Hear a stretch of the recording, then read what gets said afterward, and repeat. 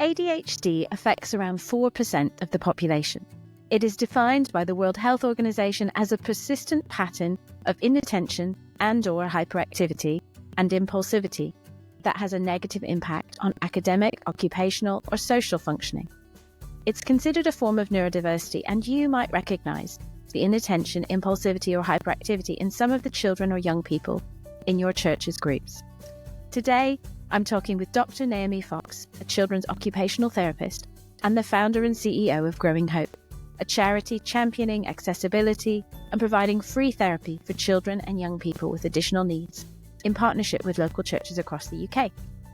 Naomi has several years of experience working with children and young people with a wide range of additional needs, and she is passionate about enabling the church to become a place that welcomes and celebrates everyone's unique gifting as part of God's family.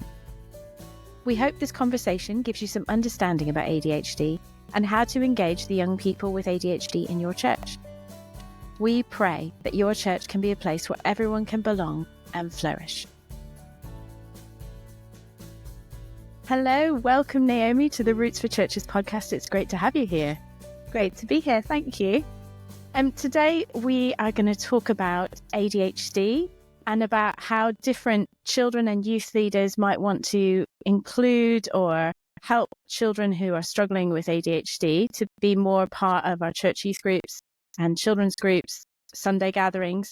But I know you've got a whole background in supporting children with disabilities and neurodiversity. So could you just tell us a bit about your story? How did you get involved in this area? Why are you passionate about this? Yeah, great question. I think I feel like God has always put something in me that wants to look out for people who are potentially on the edges or who don't have the help they need. From when I was very little, a teenager, I was helping with accessibility things at various clubs and then developing programs so we could support people. I then chose to become an occupational therapist. So that's my background. I look at all the things children do every day, what they might find difficult, why they might find it difficult, and how I can help make it easier. And then through my occupational therapy training and through various bits and pieces that I did and volunteering, I was a respite foster carer for a young man with Down syndrome, which has really changed and shaped me and made me really care about this even more. But through all of those experiences, I spent some time in Thailand and India. Seeing the church there really bridged a gap in terms of healthcare needs. And then that led me to setting up a Growing Hope. I'm the founder of a charity that provides free therapy for children with additional needs in partnership with churches across the UK. And I just think, there is so much need. We see Jesus constantly draw people from the edges right into the centre of community. And if we get to play a part in that, that's amazing. Wow. What a vision for the church to be Jesus' hands and feet and as you say, touching those on the margins. That's an incredible vision. So Growing Hope, it's been going for how long? Been going for almost 7 years now. Yeah, we now have 5 clinics across the country. Our vision is to have 20 by 2030. And so these clinics they're hosted in churches, is that right? So they're always hosted in churches. So we always run them in a collaboration with a local church and then other local churches in that area. And that church essentially is then providing free therapy for children and young people with a range of additional needs. So any 0 to 18-year-old, we often start with one clinic manager. So for example, in High Wycombe, there's a speech and language therapist, but then we build up our therapy services within that partnership church. And so they now have speech and language therapy, occupational therapy, music therapy, and art therapy that they provide from that space. Wow. And so that meets in the church. Are those people, they're all trained practitioners? Are they employed by the church or employed by a charity? How does that work? They're all employed by the charity. So Growing Hope, as a national charity, we support local Growing Hopes to be set up. So Growing Hope High Wycombe is its own charity that's run in collaboration with St James's Downley and then other churches in the High Wycombe area. So it's a kind of 3-way joining together, but they're employed by the local charity, and that can vary depending on, we've got lots of part-time roles for extra therapists as well as that clinic manager role, which is the key one in terms of enabling that clinic to run. Wow. And I can imagine if you have that kind of clinic and that many families with children with additional needs coming through your church, that's going to really change, one, the demographic of your church, but also the sort of awareness in the church of additional needs and how can we engage and facilitate. Can you tell me more about how the churches have been changed by having a Growing Hope clinic? Yeah, 100%. I think that's a really important part of, in terms of championing accessibility, we really want everyone, one of our values is community. We want everyone to know that they are seen, heard, and able to belong. And that is so important to us. So one of the things we talk about with churches is like, how do we enable that to happen in the wider church space? Our clinic manager works on a Sunday in order to enable that church to become more accessible, to learn and grow in that. And we always offer to pray for every family that comes to our clinics in all of our sessions. So all of our clinicians are Christians. They always offer prayer. They always invite people to church. So I think what we see is exactly what you've just described, like more people coming along, starting to experience what church is like, but also the church really catching the vision of like, yeah, we're a place that does Growing Hope. We want to be a space where everyone can be a part of our church community. And we're going to do things in a way that enables that to happen. You walk into St James's, High Wycombe, Downley now, and they've got symbols on their doors to show people what different things are happening. There's a visual schedule for church. There are various fidgets and things around and bits and pieces that would enable a family to be able to come in and feel welcome at church. Wow. And so I can imagine that those churches are real centres of excellence and we want to learn from them. Today we want to look specifically at ADHD. It's attention deficit hyperactivity disorder. There's a lot of children being diagnosed with this.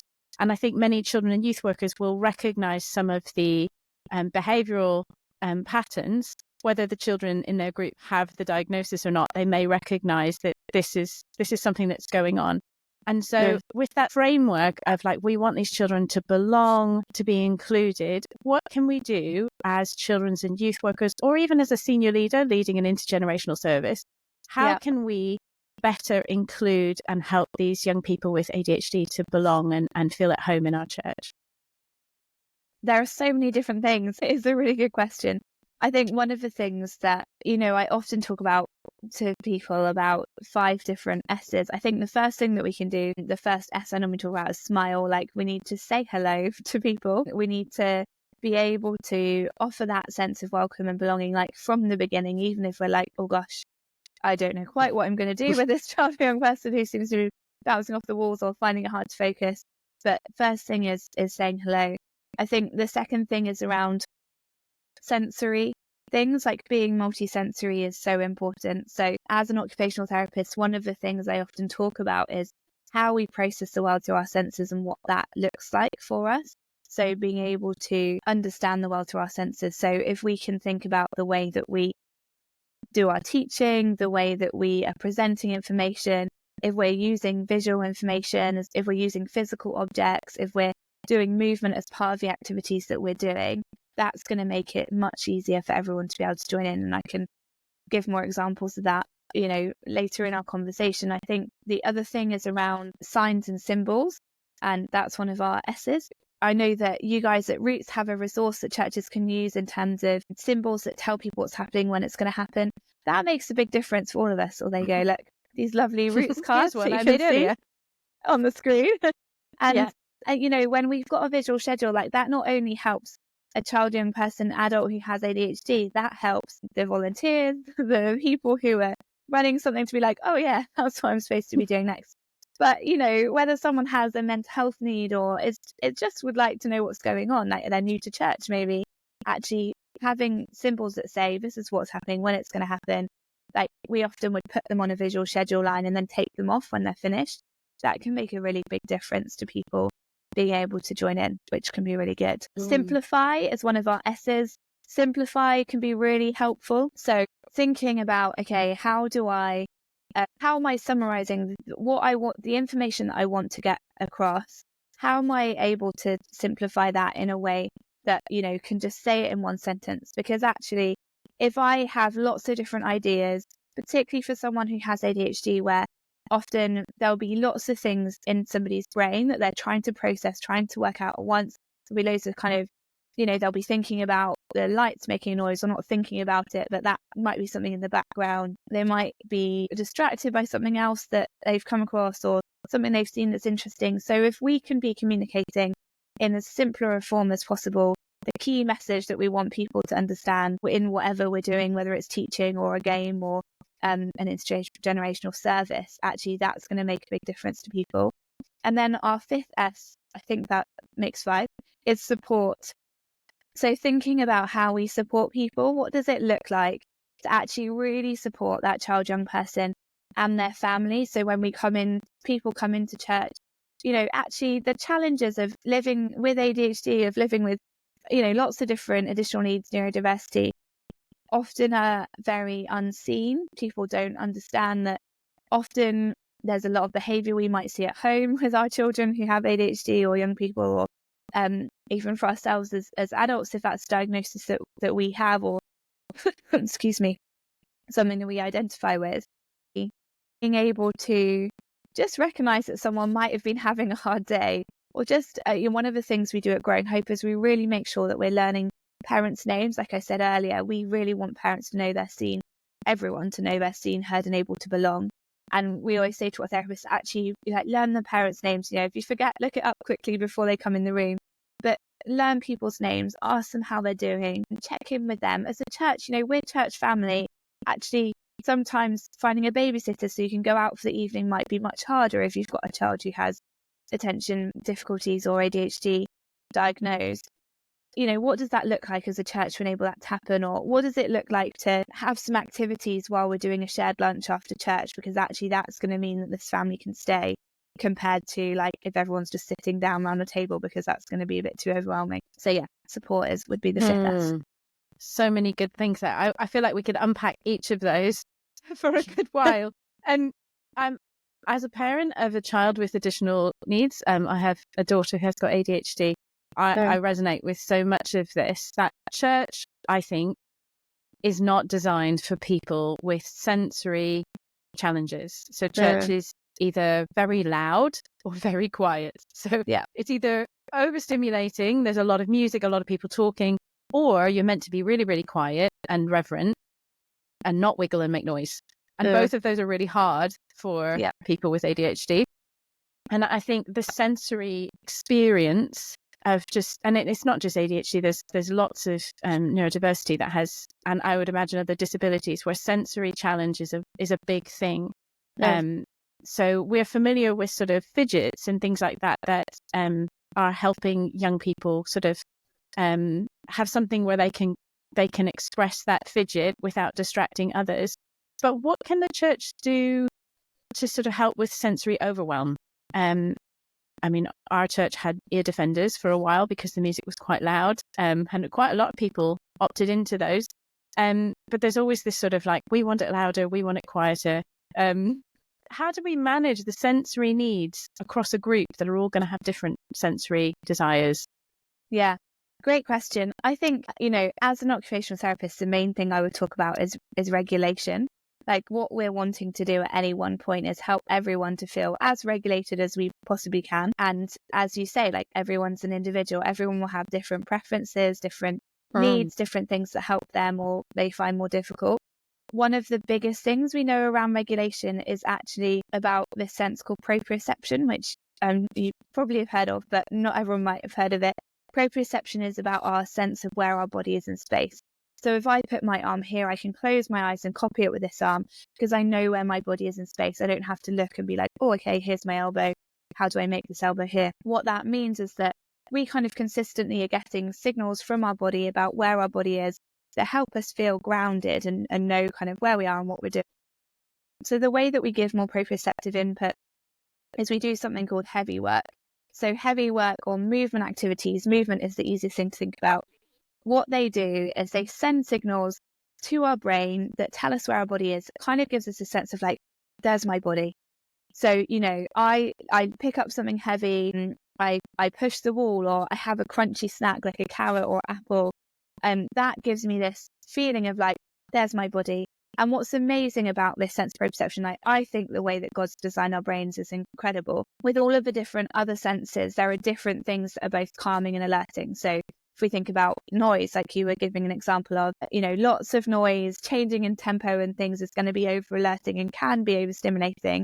And then less noise or kind of rhythmic, steady is going to be calming. And that's great. But, there are different things that are going to be better for some people and more challenging for other people. But the amazing thing about this proprioceptive sense is the more movement that we do, it helps people who are both feeling kind of angry, agitated, anxious, moving around, need help to kind of feel like there's my body. And it also helps people who are lethargic, a bit sleepy, not quite ready for the day yet, to get to that regulated, what we call as occupational therapists, just right level. So as an OT, the main thing that I would recommend that people do is think about how we use movement as a regulator. Movement opportunities before a service, during a service, and after a service. Like in the kids group, I would always be doing movement focus activities, because it's just going to help everybody to be able to focus. If you've ever gone to the gym, like often you have that feeling in your body of like, oh yeah, there's my body, I've been to the gym today. It's kind of that feeling that gives you this kind of sense of grounding. Or if you've ever chewed gum in the car, the reason that chewing gum in the car helps is that with focusing is that it is giving you that movement input through your mouth, which is a really sensitive area of your body, and that then helps you to focus. So we can think about that in story time. I'm often saying, actually, why not have some carrot sticks in story time, or breadsticks or apple, because that chewing and crunching is going to help everyone to be able to then feel less overwhelmed in that environment when they're joining in. So movement is what I would always go to, but then there are other things that also help prevent that overwhelm. Like you were saying, Melanie, you've got your church had ear defenders. I would say it's super easy for a church to have a basket of ear defenders, a basket of pipe cleaners at the door, so that there's a really easy fidget. Pipe cleaners are super cheap, really easy. Ear defenders if it is too noisy. I think if we're looking more broadly, the church could think about things like, actually, do they have an area of the church where potentially the speakers are turned off, or like someone could sit behind the speakers, so they need a bit less noise, they just have that opportunity all the time. Is there things like for some people, like a kind of sensory space or a dark, like kind of retreat space can be helpful. Could even be as simple as like a reserved seat or space for somebody could make a big difference. Things like, are we putting a break in our services? Because actually, it's a long old time we're supposed to sit for. But if we've got a break where we give people permission, like turn around, say hi to someone, pop to the loo if you need to, get a drink if you need to. Actually, for some people, that's going to make a massive difference, them being able to last in church and be able to attend to a whole service. And sometimes it's what we permission or allow as normal. So I think it is that expectation of, if we have an expectation that everybody should sit still and listen without interrupting, or everybody shouldn't fidget, it's like this straitjacket of I can't do my thing. I'll get in trouble, or I will annoy people.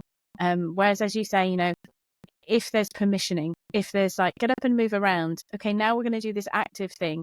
Get in a position that helps you. We're going to sing this song. If it helps you, stand up. If do these actions because it's really good and grounding. Rather than we're all doing this because we have to, because that's what we're doing. There's a permissioning of like, why would it be good to do these things? And if that's not helping you, then don't do it. But I think we have this sort of historic idea from church that we must all do exactly the same thing, and it just doesn't work for everybody. But then it creates shame and sort of anxiety of not following the rules and not conforming. And I think children and young people are very aware of not wanting to stand out. So if we permission it and allow a bit of diversity, I think that can be really helpful. So you talked about sensory overwhelm and how to regulate that in groups. Can we talk a bit more about signs and symbols? So you mentioned in that church in High Wycombe, they have signs and symbols on the doors. So that's sort of taking a visual timetable to another level, isn't it? Tell me more about these signs and symbols. So it's just about helping people know, what's where and what's happening when it's going to happen. So signs and symbols on the door could be things like, a symbol on the toilets, a symbol on the door of the kids group they're going into, or the main church space. I often say to churches, what would be amazing is if in any church service, both at the front of church, for everybody, it's really helpful. You have a slide that just has a list of what happens in your church service. So you can see, okay, we're going to do, welcome, singing, notices, talk, listening to God time, worship, or whatever that looks like for your church. And then the same in a kids group. So I would always start a kids or youth group with a hello time, depending on the age, depends on how that looks. But I would always go through a visual schedule. I would always say, okay, so this morning we're going to do this and this and this and this. And what that does is it just sets out the stall. It enables people to know what's happening and when it's going to happen. We know that a lot of our communication is visual. It's not just auditory. And particularly for individuals with ADHD, where, auditory processing can be a challenge. There are lots of competing demands. I was mentioned earlier about you might be able to hear the sound of the lights, and that might be distracting. If you have challenges with your auditory discrimination, where some of us may be able to tune out those background noises or those things that are distracting to us, for some individuals that's just really tricky to do. And that can be why for some people wearing ear defenders is really helpful, because it does muffle a bit of that background noise, but you can still hear the conversation in front of you. So there might be some children, young people who actually find that helpful the whole time to have some ear defenders on so they can just hear the thing that they're needing to hear. But speech and language therapists often talk about a total communication approach. That means that we're giving opportunities for communication and for understanding, not just in one way. So if I'm giving an instruction verbally, actually, if I'm giving it verbally and visibly, that's much more helpful. So signs being like, actual physical signs, like Makaton kind of signs. And Makaton is a different, it's like uses bits of BSL, so British Sign Language, but it's not a language in and of itself. You use keywords with signs to help children, young people, adults understand what's happening. So if I'm doing a circle time, I might say, come on everyone, let's sit down. And I'm using the sign for sitting to give a bit more information and context about what it is that I'm asking people to do.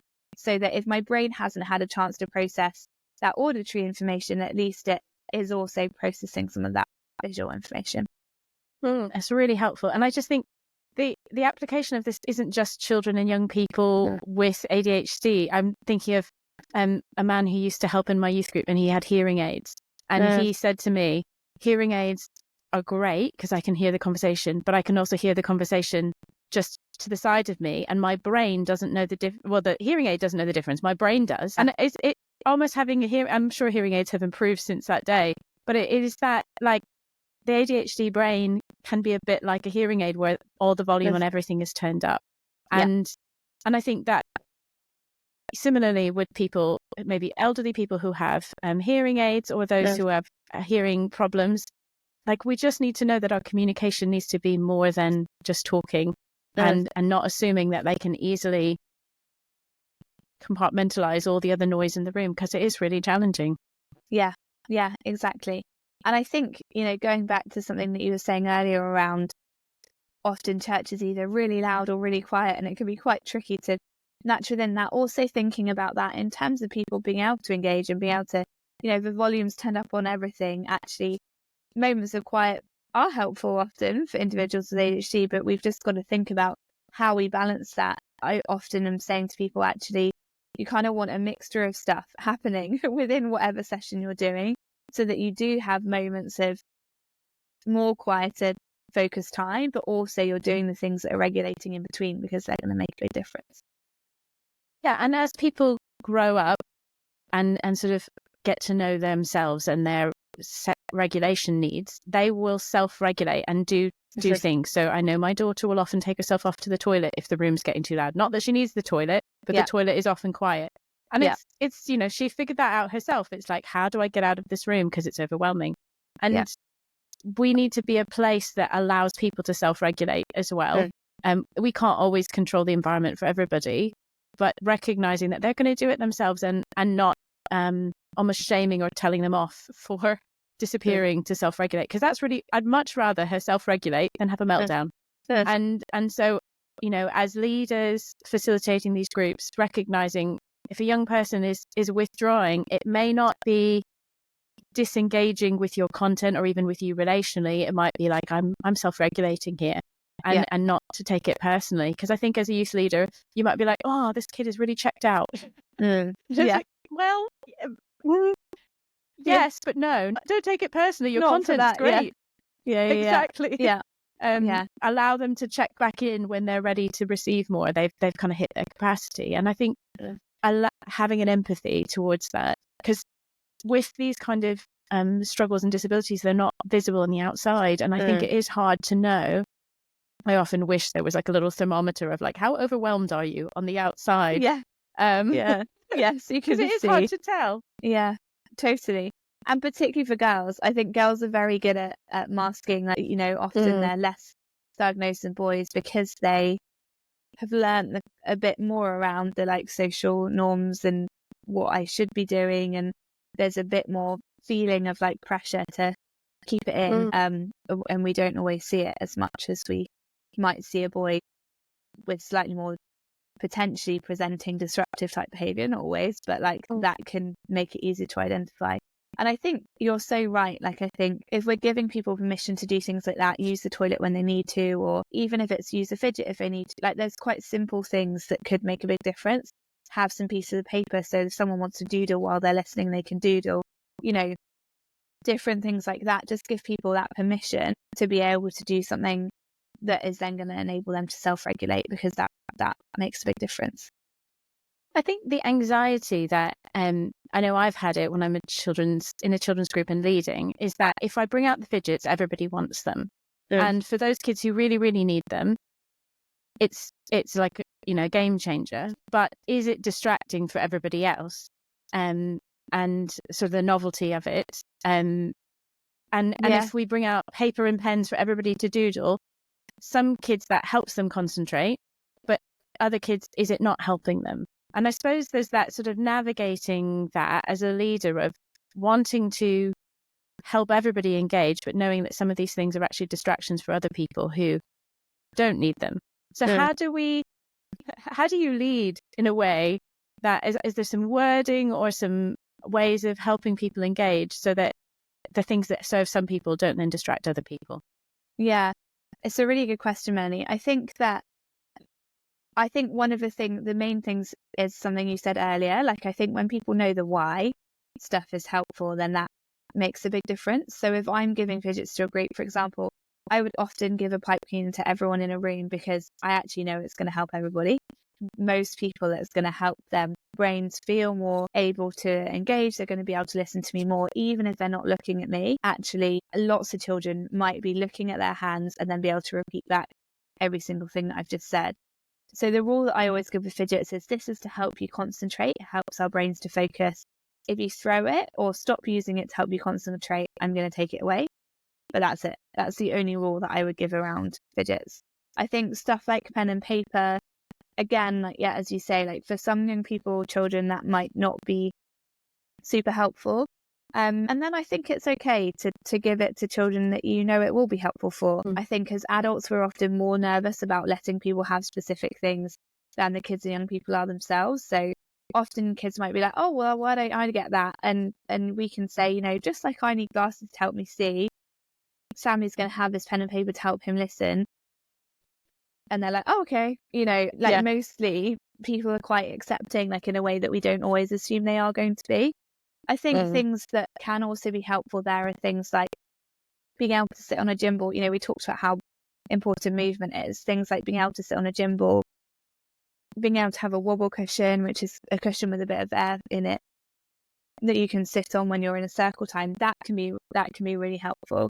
Often I might, in a kids group, I might have like circle spots that everyone sits on, and then a few might be wobble cushions, and I give them to specific kids that I need wobble cushions for, and the other kids just sit on the circles. But that can make a massive difference, because when you're asking someone, particularly who has ADHD, to sit still for an amount of time, like actually sitting on a wobble cushion, having a fidget in my hands, then listening to a multisensory story where I'm having the chance to get up, to look in the story bag, to maybe do something with my body, to have something in my hands to engage, like actually is going to make the biggest difference to me being able to join in.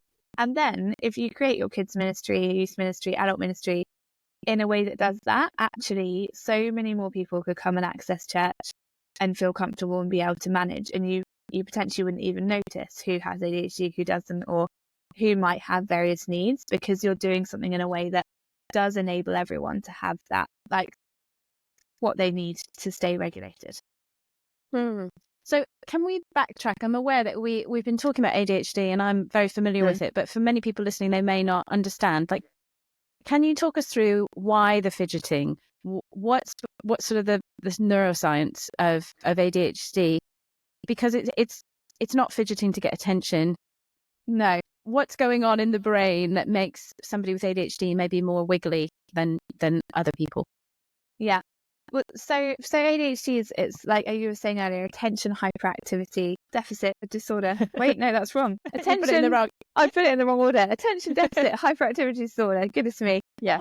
I've lost my brain this morning. And I think, so we know the kind of criteria of ADHD around these things of inattention and hyperactivity or impulsivity. And what that means is that essentially the brain is like firing. We have neurons that are firing all the time that are helping us to understand and process the world.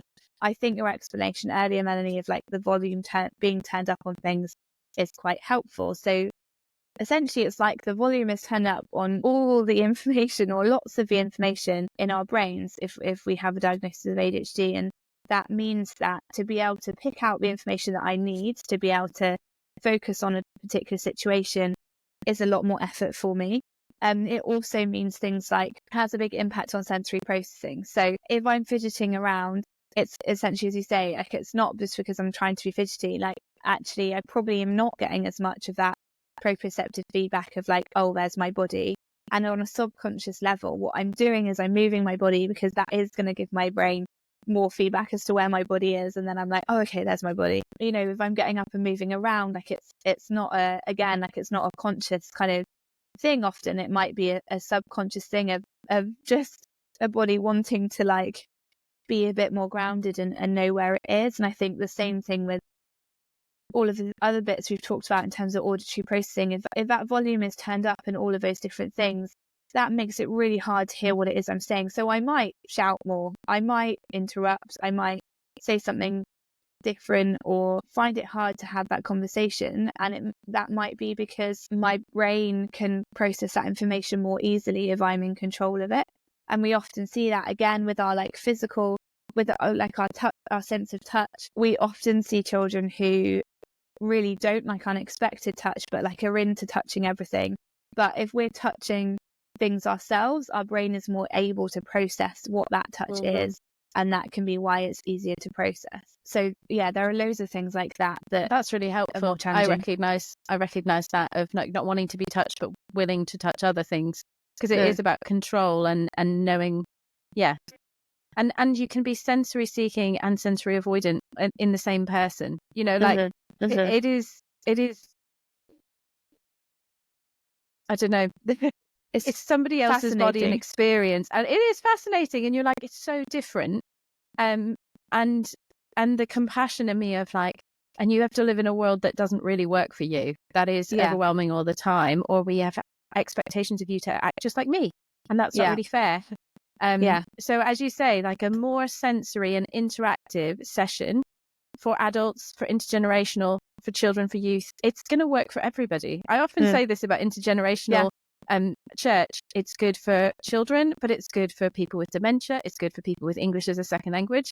It's just the most inclusive way to do church. And so if we can shift our mindset to doing things much more interactively, to being really aware of sensory input, to using the different senses in worship, it's just so welcoming. And it's memorable, and it's actually a really good way of learning. But we have sort of defaults in church of like, the right thing to do is to stand up and sing, to say prayers that are quiet and respectful, and to sit and listen to a long talk. Because and they're not actually the best ways to learn, or even to engage our whole being in worship. They're just habit that we've done for a while, and because we've done it for so long, we think it's the right thing. Exactly. And there's so much, you know, there is so much like that of like, we all have different learning preferences anyway. all of these things aren't just specifically for people who have additional needs or ADHD or specific needs. I know for me, I like it if there are moments where it's less noisy, but I also want to have something a bit more interactive, because that's going to help me learn and engage more than if I'm just listening to something, or if I can see something, it's easier. We all have our own preferences. That's really good. So coming back to facilitating really good sessions for children and youth groups, education has changed quite a lot over the last few decades, but I would say quite a lot of our volunteers in children's and youth groups might be older, and so their experience of school is quite different, or what they experienced growing up is quite different to what the way that children are educated now. Can you give us sort of a perspective, or just even a framework of how children with additional needs are sort of handled in a classroom, and then how that might cross over into a Sunday school children's church setting? Should we have different ways of operating that will be more familiar to the children from school, or is there a unique role in place that church can play that is something together different as well? Great question. I think it definitely depends on the school and how good the school is at doing it well. But generally, schools are much more interactive than they used to be a while ago. So most schools would now do things like have a visual schedule always. So they're telling the children what's happening, when it's going to happen. That's a really easy thing we can do. Always start a session saying what's going to happen, when it's going to happen. Most schools will give opportunities for children and young people to join in with some of these more movement-based things and with more interactive things. So children might have a small amount of input, and so a small amount of kind of listening time, and then they get to go and do an activity. Or they might even have like choice of different activities that they get to do as a response to something, and then they come back and they get to learn in that way. I think, and just as an aside, one of the things we're doing at Growing Hope is we've just launched a Schools Award. We've got some free Schools Awards actually at the moment, because we've had some funding for some. So if anyone has a school that would like an accessibility award or knows one, then they're welcome to get in touch with us about that. Our award is all about helping schools to capture where they are really doing accessibility well, because there's a legal requirement, but there's a kind of above and beyond that you make sure that you do the multisensory stuff, that you're doing things in every classroom. I think for us as churches and for leaders in churches, we can be thinking, okay, what does that really look like? Like, how can I be as multisensory as possible when I'm helping people with planning? I'm always saying to people, but what extra sense could you add? Is there a smell to that story? Could you add something that you could smell in that story? Is there a physical activity you could do? If you're teaching about Zacchaeus, could everyone have a twig that they take home with them? You could collect some twigs from outside your church in the morning and still use that as part of your story. You talk about Zacchaeus hiding in the tree, or hide behind your twig. You talk about how Jesus sees him, calls him down, invites him into family. Everyone goes away with that twig as like a kind of memory jogger that enables them to remember, actually, that's what Jesus did. Jesus sees me in the way that he saw Zacchaeus. And I think that's the kind of thing that children get to experience in school now, is it's much more like that, much more interactive, much more thinking about how can children link something that they can relate to or take away or to what it is that they're learning. And the more we can do that, and I think we have more opportunity to do that in church, because there's no curriculum. We can, in terms of national curriculum, we can do it in the way that works best for the children and young people that we're supporting. And I think particularly leaning into prayer in a really interactive way, I think makes a really big difference. Doing things like praying through clay, often do that, or, it doesn't have to be quiet. We can build a tower block and pray that we knock it down one at a time, and pray that we know the boldness of Joshua and the way that he is strong and courageous. We could wrap each child up in a blanket and pray that they know the safety and protection that God gives them when he surrounds them with his love and goodness. The more that we do those kind of things, and the more that we build in this movement focused kind of time, the more we're going to enable children to join in. And the more we show people what's happening, when it's going to happen, that just makes it easier for everybody. No, that's really, really helpful. In terms of equipping families, volunteers in the church to understand more about additional needs, what sort of training or sort of further reading can you recommend? So at Growing Hope, we offer training to churches. So that's around kind of the sensory processing stuff we've been talking a bit about. how God speaks to us through his senses, what that looks like from the neurological perspective, and how we practically apply that to children, youth and adult ministry. We also do a Growing Hope Accessibility Award for churches. So we come to a church, we do an audit, and so it's £500. We come and do an audit at the church, look at all the different things the church is doing, not just in terms of physical access, but in terms of access around things like ADHD, other additional needs, mental health needs. We look at specifically what can that church put in place in order to enable more accessibility. We have a podcast as well, which people can listen to. I've written a book called Love Surpassing Knowledge, which is all around all of this stuff. So if you want it in a written format, that, and there's an audiobook as well, gives you more information about actually how does that sensory processing work in a more specific way, and how can we practically apply that. It also has some plans for kids ministry and stuff. And then for families, we run courses. We run facilitator training for parents and carers. Sorry, that's not right. We run facilitator training for anybody that supports parents, carers and siblings of children, young people and adults sometimes who have additional needs. So we train facilitators across different churches across the UK to be able to run a course called When Dreams Change, which is all about what happens when your hopes and dreams change because of your children's needs, or to run our siblings group, which enables brothers and sisters of children with additional needs to connect with each other and share their experience. Both of those courses can be run, you don't have to be running a Growing Hope clinic. Anyone can do them. You don't have to have specific training. You can just come and train with us to run that course, and then you're a qualified facilitator. You get all the resources you need. So that enables you to then connect with families who have additional needs and enable them to become a part of the church community if they'd like to be, or just to connect in with what you're doing as a church. But I know that there's lots of other resources that Roots have and that other organisations also have in terms of accessibility and additional needs. Yeah, there's lots of training out there, and I think it's latching on to the bit that suits your context of where you feel like these are the people we've got. Or you may have somebody who works in school who's a SENCO. You may have a parent who has a child with additional needs who's quite switched on to this, or you may not. And so depending on that level, I think it's just pursuing these resources and this training so that we can be the kind of church that is ready if these people turn up, but is also aware that there's probably people like that already in our church. It's just that they're masking it quite well, or they don't feel like it's necessarily a safe thing to sort of reveal about themselves, but they may well be struggling or find church challenging on some of these levels. And I guess I'd love to talk a little bit about, as I said to you earlier, ADHD is in the news a lot. I see it all over Instagram. Lots of people whose children get diagnosed then go on to say, I recognize some of that in myself. And then they go on to get an adult diagnosis of ADHD. Obviously, that's a revelation about yourself of like, I have been struggling with this probably for my whole life. And the world has not been set up for me, that there has been struggle. And I wonder, is there anything you'd like to say about how church can engage those adults who are coming to terms with ADHD as like, this is my experience of life? And what can the church do to support those adults?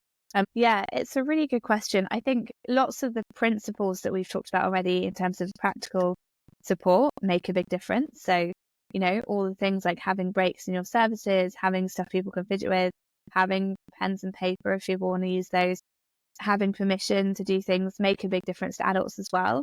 And then I think coming back to that support thing that we were talking about earlier, actually being open to supporting people, coming alongside them, just listening to people. We talk a lot at Growing Hope about active listening. Like, if we can hear what someone's saying, reflect back to them what they're saying, they really feel more seen and heard and able to belong. And recognizing that is important in a church space can make a big difference to people. I think we talk about when dreams change for parents and carers of children with additional needs, but also our dreams might change if we suddenly realize we have a diagnosis. Actually, there's a kind of process of grief, even though for a lot of people it might be relief, but we know that actually if that shifts something of like, there's this thing which is this reason why these things have been difficult for me, actually some of that process may be around being like, kind of just coming to terms with that change. And we know that with that you get all these different emotions. So you may have sadness, you may have denial, you may have anger. You then can come to a point of bargaining, then acceptance. But recognizing that people may be experiencing different emotions around receiving a diagnosis or working that out for themselves or working that out for their children can be really helpful. And then looking at, okay, if we know this about ourselves, like, how do we fill up our own cup? Asking the question, like, what does it look like for us to be a church that supports you? What do you need? Like, is there anything that might make it more easy, or can make a big difference as well? Yeah, and I suppose it kind of comes back to that understanding of, like, how do we understand neurodiversity? Do we see it as a brokenness, or do we see it as just a different permutation of how God's made us in diversity? Like, is ADHD something wrong? No. The deficit disorder, the medical title doesn't do it any favors. No. But I have a friend who has a T-shirt that says ADHD is my superpower. And there are strengths and that go along with it. I think there's an awful lot of challenge, but there are moments where it can be a real gift, and in that process of acceptance, and coming to terms, as you say, when dreams change, they're not dying, they're just changing. No, exactly. Yeah. And that there's still the purpose of God on your life, the call of God on your life hasn't changed. You're still made in the image of God. So in that, finding ways for people to serve and bring their contribution, not just to come to church and receive and sort of survive it, but to really thrive and bring their contribution. And I wonder, like, what does a leadership space in a church look like for somebody who has additional needs or is more neurodivergent? How do we create spaces for these people to come and bring their creative genius and their God-given gifts? And so, even the way we plan, business meetings, the PCC, can we create, structure those things in ways that allows a rich diversity of people to participate in leadership, and not just to be on the receiving end. And, if you've got somebody who's got ADHD leading a service or leading your children or a youth group, they're going to be more in tune to the needs in the group and facilitate. So I think sometimes bringing these people into leadership can be a real gift, because they're naturally going to be empathetic and understand these things. It kind of goes back to the behavior thing. I think when people think about ADHD, they often think, oh, these children are going to be messing around in my group. They're going to be harder to deal with. And, the classic sort of thing you get taught as a teacher is that if there's a kid who's messing around, give them more responsibility. Like, if you give them a role and you give them leadership, their sort of focus turns on. And then suddenly they really belong and they're really part of it, and they're not just trying to pay attention, they're trying to lead, and that feels really different. So I do wonder if there's something of let's make church a place when they're not just surviving it, but they're actually thriving and leading with those gifts. Yeah, totally. I completely agree, and I think it's so easy for us to not see or understand different people's giftings, and like, God has created each of us with incredible capacity to help bring his kingdom in whatever way that looks like. The reason my book's called Love Surpassing Knowledge is about that verse in Ephesians 3, which talks about the love of God that surpasses all knowledge. And this isn't ADHD, but I knew a young girl who couldn't walk, couldn't talk, couldn't eat, couldn't sit by herself, and yet she carried the most incredible sense of God's peace and God's presence with her wherever she went. And she really sadly died. But at her funeral, and through my experience with her, person after person after person got up and they said, I know more of God because I got to spend time with, we'll call her Abby. And that for me just illustrates, God's love does surpass knowledge. Like, it's not about what we know, it's not about even like what us as individuals can kind of demonstrate in terms of our knowledge. Like, we all have our own unique gifting, skills, things that we bring that God has given us, and the more that we can recognize the diversity of that as a church, the more we'll be this whole body that we're designed to be as Christians. And I think exactly that, if we can be enabling people to lean in and do what they feel called to do, and if we're able to work out how we make adjustments within that and provide support if needed. So for example, it might be difficult for someone with ADHD to be able to create like a very structured plan. It can go either way. Sometimes people with ADHD have incredible organizational skills because that's the way that they've learned to be able to manage what they what is going on in their brain, and sometimes it's the other way around. But if we can, as a church, be like, well, if you want, we can help you create the plan and you can crack on and lead it, and that would be amazing, or vice versa. Like we can work out what different people need, and everyone's an individual, and that's what we've got to also be aware of. Yeah. That's why we need the body of Christ. Teamwork makes the dream work. Yeah. Exactly. So we can't do it on our own. It's not meant to be one person ministry. It's meant to be all of us working together and gaining the riches from each other. So that's been really helpful. So thank you, Naomi. Thanks for this conversation.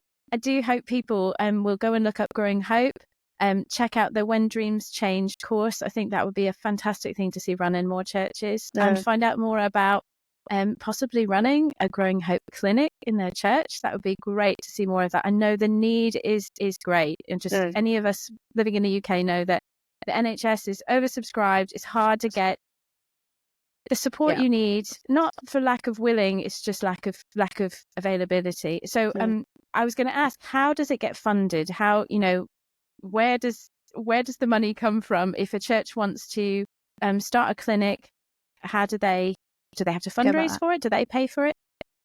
So we, as a national charity, we give some seed funding to a church that wants to start a clinic. We kind of, like I was saying earlier, the church becomes its own local charity. The church doesn't become a charity. Growing Hope becomes a charity in collaboration with that local church. So the church gives £7,500 a year to that local charity, and then the rest is raised by that local board of trustees. But we've got quite a kind of straightforward fundraising structure and budget that enables that local board of trustees to have support from us to fundraise in terms of things like grants. That clinic manager also has time to do it. Grant fundraising, community fundraising, asking individuals locally to give. And also, it's not just one church, it's normally a collaboration of other churches in that local area. So if a church hears £7,500 a year, gosh, we couldn't do that. Actually, you can work with other local churches to help you give that, but that's the only ask for the church. And then the rest is fundraised with support from us by that local charity itself. Sounds brilliant. Like, you've worked it out. And I love that it's kingdom, it's ecumenical, it's, together serving the community and connecting those on the margins to have an experience of just support and being loved, but also to meet with Jesus. I think it's really good. Yeah, thanks, Melanie. Thank you. Thank you. No, it's been great to chat with you. Thank you for your wisdom and for what you're doing of Growing Hope. Pleasure. Naomi mentioned Roots visual timetable for churches. This is a visual way to communicate what will happen in a church service or children's session. You can buy it as a card pack or as a digital download that you can use in slides and presentations in your church, or print it out large scale for signs on doors and walls. Visit rootsforchurches.com/VT to get yours. One of our values at Roots is engaging. We create resources that prioritise interactivity and a multi-sensory approach, helping everyone engage with the Bible and meet with God. Whether you're leading intergenerational church with our outlines in our Worship Together magazine, or a children's or youth group with sessions from Roots Children and Youth, you'll find our versatile resources engage all the senses and spiritual styles.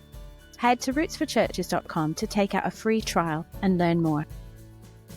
Visit growinghope.org.uk to find out about the courses and resources Naomi mentioned, and to learn more about a Growing Hope clinic near you. Thanks for listening to the podcast. If you enjoyed it, please subscribe and share it. Together, we can grow.